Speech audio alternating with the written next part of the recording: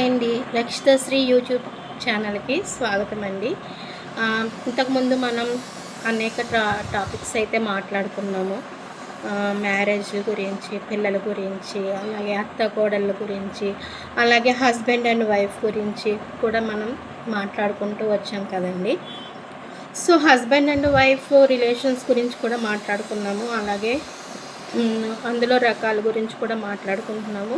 అలా అత్త కోడళ్ళ విషయంలో కూడా నేను అందులో రకాలు అంటే అందరూ ఒకేలా ఉండరు, అందులో ఒక్కొక్కళ్ళు ఒక్కో టైప్లో ఉంటారని కూడా మీకు చెప్పుకుంటూ వస్తున్నాను.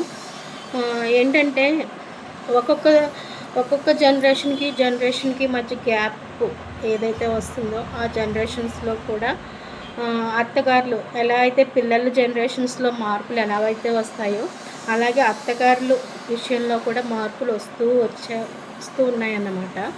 ఇంతకుముందు బాగా అంటే వాళ్ళ మదరు ఉన్నప్పుడు అత్తగారు ఎలా ఉండేవారు, ఆ తర్వాత వచ్చేసి మా మదర్ వాళ్ళ అత్తగారు ఎలా ఉన్నారంటే మా నాన్నమ్మ గారు ఆవిడ ఎలా ఉన్నారు, ఆ తర్వాత వచ్చేసి మా అత్తగారు, అలాగా రేపు మా పిల్లలకు వచ్చే అత్తగారు, ఇలా జనరేషన్స్ మారుతూ ఉంటాయి కదండి. సో ఈ జనరేషన్స్లో అత్తగారులు మారుతూ ఎలా వస్తున్నాయో వాళ్ళ మెంటాలిటీస్ కూడా అలాగే మారుతూ వస్తాయి అన్నమాట. కానీ చాలామంది కోడళ్ళు ఏమంటున్నారంటే, అంటే నేను నా ఛానల్లో కొంతమంది నాకు కామెంట్స్ ఏం పెడుతున్నారంటే, మేడం మీరు ఒక్కొక్క జనరేషన్ ఒక్కొక్కరికి తేడా ఉంటాయని చెప్తున్నారు కరెక్టే. మీరు ఇప్పుడు జనరేషన్లో అత్తగారులు కోడల్ని కూతురులాగా చూసుకుంటున్నారు అన్న విషయాన్ని ఎక్కడండి ఉన్నారు అత్తగారులు అలా అని నాకు మెసేజ్ పెడుతున్నారు. ఓకే ఫ్రెండ్స్, మీరు అన్నదైతే నేను ఒప్పుకుంటానండి. ఎలా అంటే నేను చెప్పేది ఏమిటంటే, అత్తగారు అనేసరికి అండి ఏజ్డ్ అంటే వాళ్ళు చాలా మట్టికి జీవితాన్ని చూసేసి చివరికి లాస్ట్ స్టేజ్కి వచ్చేసరికి అత్తగారులు అవుతారు. అంటే అప్పటి వరకు వాళ్ళు ఎంతవరకు లైఫ్ని అయితే లీడ్ చేసి వచ్చారో ఆ లైఫ్లో వాళ్ళు అనుభవించినవి ఏవైతే ఉంటాయో అవన్నీ వాళ్ళకు పాఠాలన్నమాట. వాళ్ళ పాఠాలు మనకు చెప్పాలి. అలా చెప్పడం మానేసి ఏం చేస్తారంటే వీళ్ళు మన మీద కొన్ని రుద్దాలని చూస్తారు. అంటే వాళ్ళ ఇష్టాలని కొన్నిటిని రుద్దాలని చూసే వాళ్ళు ఉంటారు. అందరూ అలా ఉంటారని అనుకోవద్దు అని చెప్తున్నాను నేను. అంటే తప్ప అత్తగారులు మంచోళ్ళని కాదు, ఇక్కడ కోడళ్ళు మంచోళ్ళు కాదని కాదు. ఇక్కడ విషయం ఏమిటంటే, ఇప్పుడు మా అమ్మమ్మ గారు వాళ్ళ అత్తగారు ఉన్నారంటే ఆవిడ కొంచెం అప్పట్లో అత్తగారులు ఏంటంటే పక్కాగా ఇలా ఉండాలి, కోడలు అంటే అలాగే ఉండాలి ఖచ్చితంగా. అంతకు మించి ఇంక ఎక్స్ట్రా ఒక అడుగు కూడా ముందుకు వేయడానికి ఉండేది కాదు. మా అమ్మమ్మని అడుగుతూ ఉంటాను నేను. ఎందుకంటే ఈ జనరేషన్స్కి అప్పుడు జనరేషన్స్కి తేడా ఏంటి అన్నది మనం గ్యాదర్ చేసుకోవాలంటే కనుక, దాన్ని చూడాలి అంటే కనుక అప్పటి వాళ్ళ అత్తగారులతో వాళ్ళు ఎలాగ మూవ్ అయ్యారు, ఇప్పుడు మధ్యలో ఇప్పుడు మా మదరు అత్తగారితో ఎలా ఉన్నారు అన్నది నేను చూశాను కాబట్టి నాకు తెలుసు. సో దాని గురించి వేరే వాళ్ళని నేను అడగవలసిన అవసరం లేదు.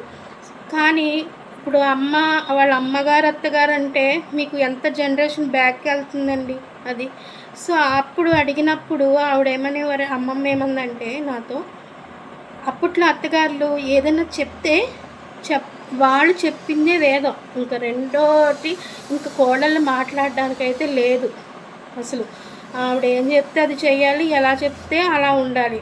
ఇప్పుడు మామూలుగా ఒక చిన్న ఎగ్జాంపుల్ ఏంటంటే, మనకి డేట్స్ వస్తాయి మంత్లీ 3 days 5 days, అప్పట్లో 5 days 5 or 6 days అప్పట్లో డేట్ వస్తే కనుక మెన్షన్స్ వస్తే కనుక ఇంట్లోకి రాకుండా బయట కూర్చోపెట్టి మనమైతే ఎలా చూస్తామంటే ఒక ముస్టోల్ని ఎంత దూరంగా పెట్టి చూస్తామో, వాటర్ కూడా పైనుంచి వేస్తారనమాట. వాటర్ కూడా అసలు గాలే తగలకూడదు అన్నంత డిస్టర్బెన్స్ మధ్యలో గ్యాప్ అంతలా చూసేవారంటండి అప్పట్లో.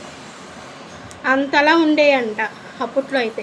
అప్పట్లో ఏంటండి మా నానమ్మ గారు కూడా నాకు డేట్స్ వచ్చినప్పుడు మా నానమ్మ గారు నన్ను దూరంగా కూర్చోబెట్టి వాటర్ అంత దూరంలో ఉండి పోసేవారు. నాకు చాలా బాధ వచ్చేసేది అలా చూస్తుంటే. ఏంటి ఇంత దారుణంగానా అంటే అప్పటికే మాకు కొంచెం మెచ్యూరిటీ వచ్చున్న వాళ్ళం కాబట్టి ఏంటి ఈ ఈ విషయానికి ఇంత దూరంగా పెట్టి ఇంతలా చూస్తారా అని చాలా బాధపడేదాన్ని. ఇంకోటి ఏంటంటే నేను మా అమ్మగారి దగ్గర లేను, మా నాన్నమ్మ గారి దగ్గర ఉన్నాను చానాళ్ళు. అందువల్ల ఆవిడ ఇవన్నీ ఎలా ఉండి అంటే అప్పట్లో వాళ్ళు ఎలా ఉండేవారన్న విధానం అంతా ఆవిడలో చూశాను, నేను మా నాన్నమ్మ గారిలో చూశాను. మా అమ్మగారిని కూడా అలాగే అనేవారు, అలాగే నన్ను అలాగే అనేవారు. మా అమ్మ దాకానే కాదు, మా అమ్మ తర్వాత నేను మెచ్యూర్ అయ్యాక కూడా నన్ను కూడా అలాగే చూసేవారు. ఆవిడ దూరంగా పెట్టి అలాగా చూసేవారు. చూస్తే అయితే నేను మా ఫాదర్ దగ్గర ఏడ్చేసేదాన్ని. నానమ్మ ఇలా చూస్తుంది, నానమ్మ ఇలా అంటుంది అని ఏడ్చేసేదాన్ని నేను. అంటే నాకు చిన్నతనం కదండి, ఇప్పుడంటే తెలుస్తుంది ఇది ఈ విషయం గురించి వీళ్ళు ఇలా చూసేవారు అని అర్థమవుతుంది. కానీ అప్పుడు అర్థం అయ్యే పరిస్థితి కాదు. అందులోకి మా మదర్ ఫాదర్ నాకు దూరంగా ఉండేవారు. నేనేమో నాన్నమ్మ గారి దగ్గర ఏమో పెరిగాను. ఆవిడ అన్నీ చూసి నాకు భయం వేసేదనమాట. అయ్య బాబోయ్ ఏంటిదంతా అనేసి ఏదన్నా ముట్టుకుంటే దాన్ని 100 సార్లు గుంజి వాటర్లో తడిపి వెయ్యాలి అలా ఉండేదన్నమాట. 5వ రోజు వరకు ఇంట్లోకి రానిచ్చేవారు కాదు, అలా ఉండేది.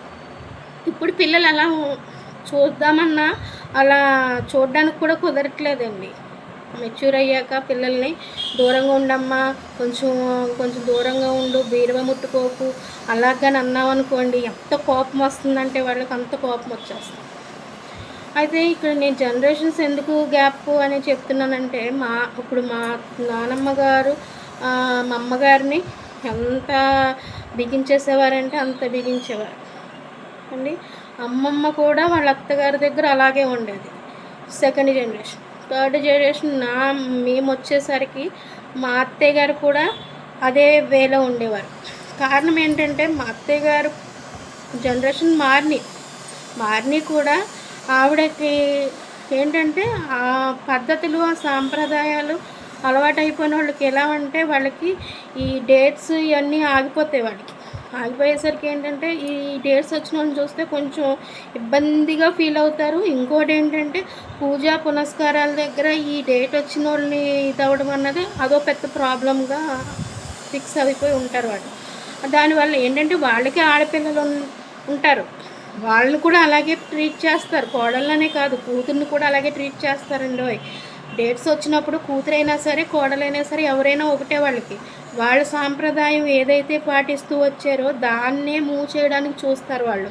అంతే తప్పించి కోడలు కదా అని పర్టికులర్గా దూరంగా ఉండమని కాదు. ఇక్కడ వాళ్ళకి ఏంటంటే సాంప్రదాయాలు అలవాటు అయిపోయి వాళ్ళు అలాగే బిహేవ్ చేయడం అన్నది జరుగుతుంది. ఇప్పుడు మా నాన్నమ్మ గారు ఉన్నారండి, ఆమెకి నేను మనవరాలనే, నేనంటే చాలా ఇష్టం ఆవిడకి. కానీ అయినా కూడా డేట్ వచ్చినప్పుడు మాత్రం చాలా స్ట్రిక్ట్గా ఉండేవారు. ఆవిడ వాటర్ కావాలంటే ఇంచుమించు గజం దూరంలో ఉండి వాటర్ పోసేవారు.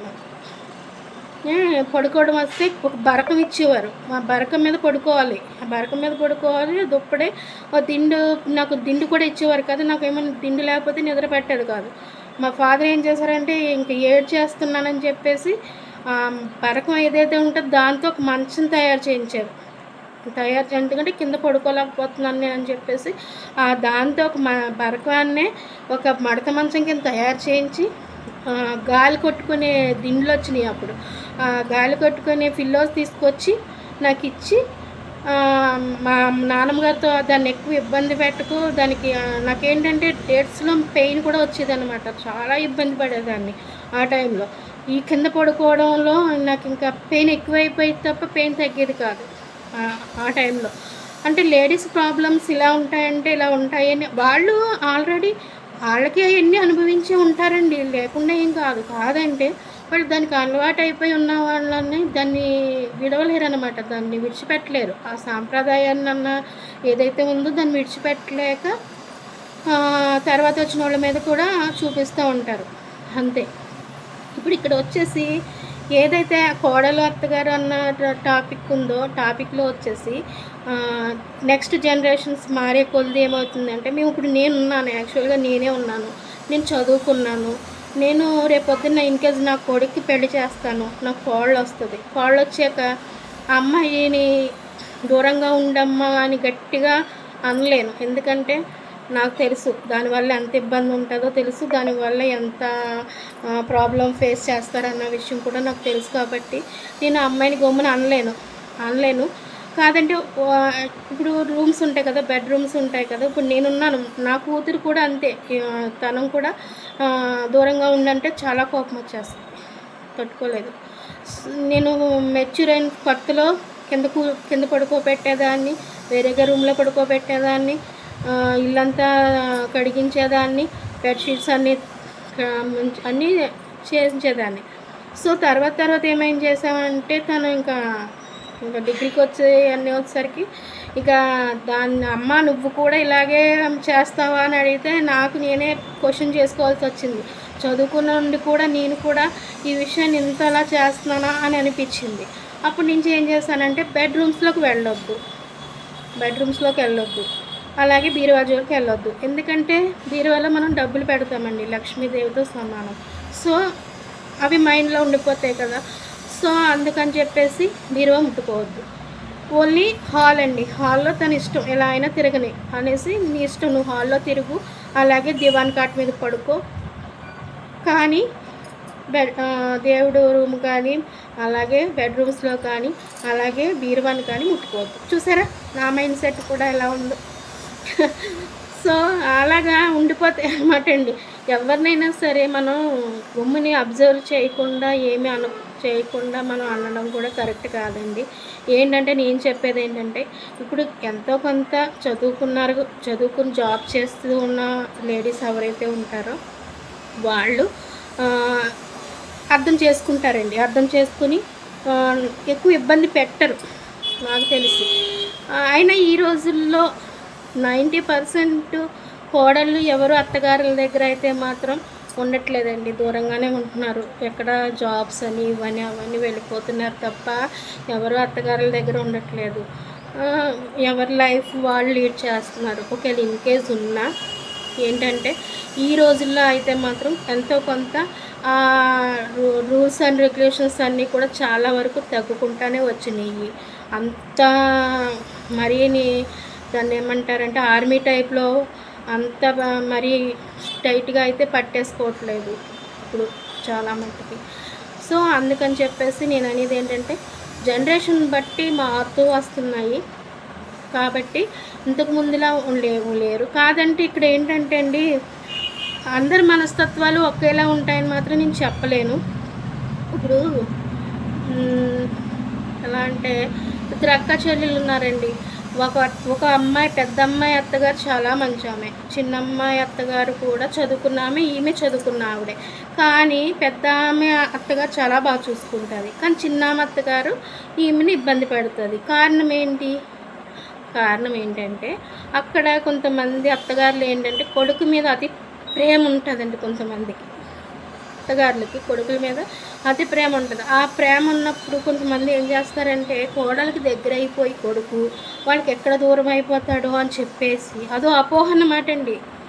వాళ్ళు ఏంటంటే అపోహది, వాళ్ళకి దూరం అయిపోతాడు అనుకున్న అపోహతో వాళ్ళు ఏం చేస్తారంటే కోడల మీద లేనిపోని చెప్పడం, లేకపోతే ఏదో ఒకటి నూరు పోయడం చేసి కోడలికి దూరంగా కొడుకుని కొంచెం సడలింపు అనమాట, కొంచెం దూరంగా ఉంచాలని ట్రై చేస్తూ ఉంటారనమాట. అలాంటి వాళ్ళని మనం ఎన్ని జనరేషన్లో మారినా మారండి వాళ్ళకి వాళ్ళ ఆ టైప్లోనే ఉంటారు. ఇంకా వాళ్ళు మార్చలేము మనం. ఎందుకంటే కోడల మీద ఏదో ఒకటి చెప్తానే ఉంటారు. అరే నీ పిల్లం అది పాడేసిందిరా, లేకపోతే ఇది పూజ పెట్టేసిందిరా, లేకపోతే అన్నం పారబోసేసింది, ఇంకా ఇలా ఏదో ఒకటి సంథింగ్ ఏదో ఒకటి చెప్తూ ఉంటారనమాట కోడల మీద కొడుక్కి. ఇంకా అలాంటి వాళ్ళు మనం మార్చలేమండి. వాళ్ళు ఇంకా అలాగే చెప్తానే ఉంటారు. కాయగూర కొల్లబెట్టేసిందనో, లేకపోతే ఫ్రిడ్జ్లో ఇలా చేసేసిందనో, ఇంకేదో ఒకటి. వాళ్ళు ఏంటంటే అసలు చెప్పాలి అని అనుకోకూడదు, కొడుకుతో అసలు చెప్పనేకూడదు, ఏదైనా చేసినా అలాగా చెప్పనేకూడదు. ఆవిడ ఏం చేయాలంటే అంత వయసున్న ఆవిడ, అన్నీ దాటి వచ్చిన ఆవిడ ఏం చేయాలంటే ఏదైనా అలాంటివి జరుగుతున్నాయి అనుకోండి, కోడల వల్ల తెలియక ఏమైనా కోడలు చేస్తుంది అనుకోండి, కోడలు కేకేసి అమ్మ ఇలా చేస్తే మరి ఎలాగమ్మా, ఇలా కాదు ఇలా చేసుకోమ్మా అని చెప్తుంది. ఉంటే తప్ప కొడుక్కు చెప్పదు. కొడుక్కు చెప్పుతుంది అంటే నా అర్థం ఏంటంటే ఇక్కడ ఆవిడ తట్టుకోలేకపోతుంది. హస్బెండ్ అండ్ వైఫ్ కలిసి ఉండడాన్ని ఆమె తట్టుకోలేకపోతుంది. ఎక్కడ కొడుకు వాళ్ళకి దూరం అయిపోతాడో అన్నసి ఆవిడ ఆ టైప్లో బిహేవ్ చేస్తుందని పూర్తిగా క్లియర్గా కరెక్ట్గా అర్థమైపోతుంది అక్కడ. కోడలని మంచిగా చూసుకునే అత్తగారు అయితే ఏం చేస్తుంది, కొడుకు కేకేసి చెప్పదండి. ఏ అత్తగారు చెప్పదు. అంటే తెలివైన అత్తగారు, చదువుకున్న అత్తగారు, మంచి మెంటాలిటీ ఉన్న అత్తగారు అయితే కనుక ఆ టైప్లో చేస్తుంటే కోడల్నే కేకేసి కూర్చోబెట్టి ఇది అమ్మ ఇలా చేసుకుంటే బాగుంటుందని చెప్తుంది తప్ప కొడుకుని కేకేసి చెప్పదు. అలా చెప్తుందంటే అర్థం ఏంటంటే అక్కడ కొడుకుని కోడలు సంతోషంగా ఉంటుంటే తట్టుకోలేకపోతుంది ఫస్ట్ విషయం. సెకండ్ విషయం ఏంటంటే ఎక్కడ కొడుకు దూరం అయిపోతాడో, ఎక్కడ వేరే కాపురం వెళ్ళిపోతారో, లేకపోతే వేరే కాపురం వెళ్ళిపోయినా కూడా చెప్తుంది అంటే ఎక్కడ కొడుకు కోళ్ళు ఇంకా వీళ్ళని ఎక్కడ వదిలేస్తారో అన్న భయం కొద్దీ భార్య మీద భర్తకి ఎక్కిస్తారన్నమాట అండి. ఈ టైప్లో ఉంటారు. సో అందరూ ఒకేలా ఉంటారని నేను చెప్పట్లేదు. సో అది కూడా అర్థం చేసుకోండి. నెక్స్ట్ ఇదే టాపిక్ని మళ్ళీ ఇంకో వీడియోలో తీసుకొస్తాను మీ అందరి దగ్గరికి. ఎందుకంటే వీడియో లెంగ్త్ ఎక్కువ అయిపోతుంది, అందుకని ఇక్కడితో కట్ చేస్తున్నానండి. ఓకేనా? Bye friends.